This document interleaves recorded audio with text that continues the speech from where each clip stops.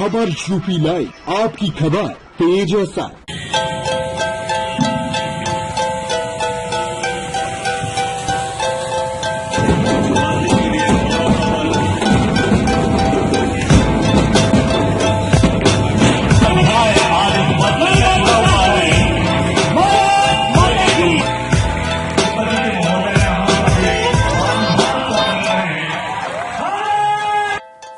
लोकसभा अध्यक्ष ओम बिरला ने बस्ती के शास्त्री चौक पर 100 फीट ऊंचे राष्ट्रध्वज का लोकार्पण किया। इसी के साथ आसमान में लहराता 100 फीट का तिरंगा अब जिले की आन बान शान है। इसके साथ ही कोरोना योद्धाओं को समर्पित 3 दिवसीय बस्ती महोत्सव में भी उन्होंने शिरकत की। इसी पर पेश है एक खास रिपोर्ट। लोकसभा अध्यक्ष ओम बिरला बस्ती पहुंचे।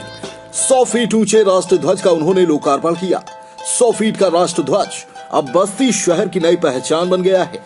शहर के शास्त्री चौक पर लोकसभा अध्यक्ष ने रिमोट का बटन दबाकर राष्ट्रध्वज का लोकार्पण किया। इसके बाद राष्ट्रगान के बाद झंडे को सैल्यूट किया। स्काउट गाइड के 200 बच्चों ने भी लोकसभा अध्यक्ष के साथ झंडे को सैल्यूट किया। इसके बाद लोकसभा अध्यक्ष ओम बिरला ने 3 दिवसीय बस्ती महोत्सव में शिरकत की। इस बार का बस्ती महोत्सव कोरोना योद्धाओं को समर्पित है। लोकसभा अध्यक्ष ने कहा कि महोत्सव के माध्यम से हम अपनी संस्कृति, यहाँ के कलाकारों और यहाँ पर जिन लोगों ने शहीद होकर कुर्बानी दी, उनको जब हम याद करते हैं तो गौरव महसूस होता है। संस्कृति, कला, यहाँ की काष्ठ हस्तकला देश के तमाम कोने में पहुंचे।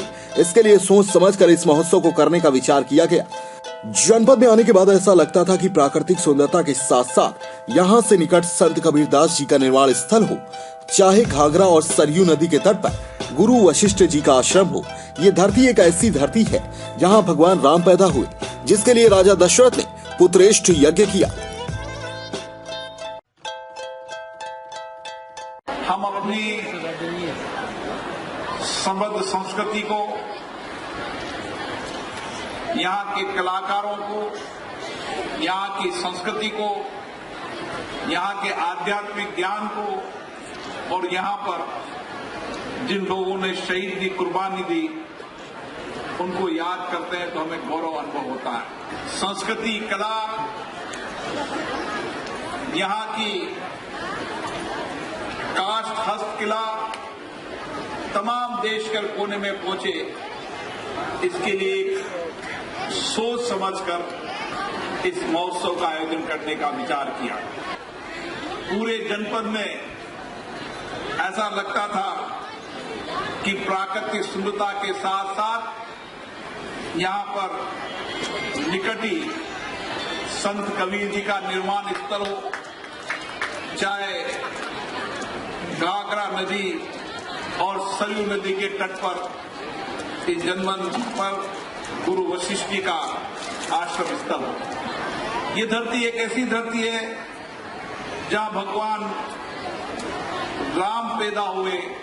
इसके लिए दशरथ जी ने यहाँ पर प्रतिष्ठा की यज्ञ भी किया।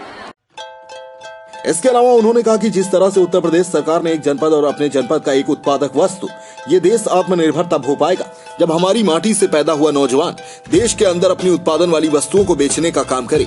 ये दशा इस देश के अंदर बनी है कि आत्मनिर्भर भारत की तरफ बढ़े।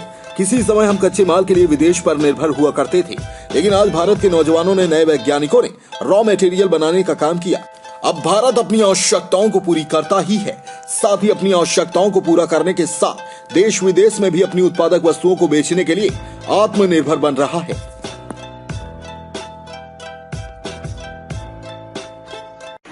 कि जिस तरीके से उत्तर प्रदेश सरकार ने एक जनपद और एक अपने जनपद का उत्पादक वस्तु, ये देश आत्मनिर्भर जब हो पाएगा जब हमारी माटी से पैदा हुआ नौजवान देश के अंदर अपनी उत्पादन वाली वस्तुओं को बेचने का काम करे। और ये दिशा देश के अंदर बनी है कि हम आत्मनिर्भर भारत की ओर बढ़े।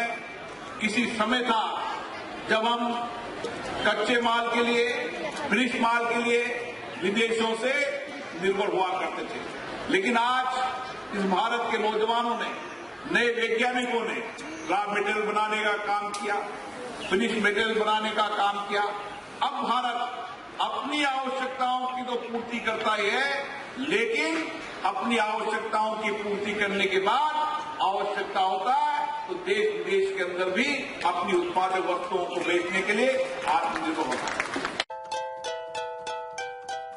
डेस्क रिपोर्ट, खबर यूपी।